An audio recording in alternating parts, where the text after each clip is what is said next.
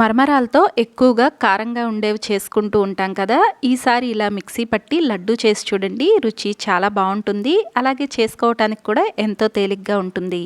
ఈ లడ్డు రుచితో పాటు ఆరోగ్యాన్ని కూడా ఇస్తుంది. మరి లడ్డు తయారీ విధానం చూద్దాము. Welcome to Vantalammi. నేను మోనిక. మీరు గనక ఈ ఛానల్ను మొదటిసారిగా చూస్తున్నట్లయితే తప్పకుండా సబ్స్క్రైబ్ చేసుకోండి. ముందుగా మిక్సీ జార్లోకి 3 కప్పులు మరమరాలను తీసుకోండి. ఈ స్వీట్ చేసుకోవటానికి కొలతకు మొత్తానికి ఒకే కప్పును వాడుకోండి. ఇలా మిక్సీ జార్లో వేసుకుని ఈ మరమరాలను మెత్తని పొడిలాగా పట్టుకోవాలి. ఇవి చాలా తేలిగ్గా పొడైపోతాయండి. తర్వాత దీనిలోకి ఒక అరకప్పు వేయించిన వేరుశనగ గుళ్ళను వేసుకోవాలి. ఇవి పొట్టు తీయాల్సిన అవసరం లేదు. కొబ్బరి తురుము కూడా అరకప్పు తీసుకోవాలి. ఇది వచ్చేసి పచ్చి కొబ్బరి తురుము. మీరు కావాలంటే కొబ్బరిని మిక్సీ పట్టి కూడా తీసుకోవచ్చు. పచ్చి కొబ్బరి బదులుగా ఎండు కొబ్బరిని కూడా వేసుకోవచ్చు. అలాగే దీనిలోకి ఒక అరకప్పు బెల్లం తురుమును వేసుకోవాలి. తీపిని ఎక్కువగా ఇష్టపడే వాళ్ళైతే 3/4 కప్పు వరకు వేసుకోవచ్చు బెల్లం తురుము.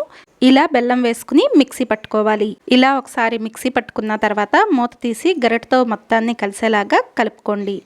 తర్వాత మూత పెట్టేసి మరొకసారి మిక్సీ పట్టుకుని ఈ మొత్తాన్ని ఏదైనా వెడల్పాటి గిన్నెలోకి వేసుకోండి. ఈ పొడి మొత్తం బాగా కలిసేలాగా చేత్తో 1 నిమిషం పాటు బాగా కలుపుకోండి. దీనిలోకి మనం నెయ్యి ఏమీ వేయాల్సిన అవసరం లేదు. వేసుకున్న బెల్లంతోనే మనకు చక్కగా లడ్డు చేసుకోవటానికి వచ్చేస్తుంది.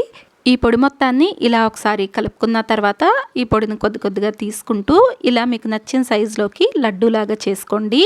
అలాగే మిగిలిన పిండితో కూడా ఇలాగే లడ్డూలను చేసి పెట్టుకోండి.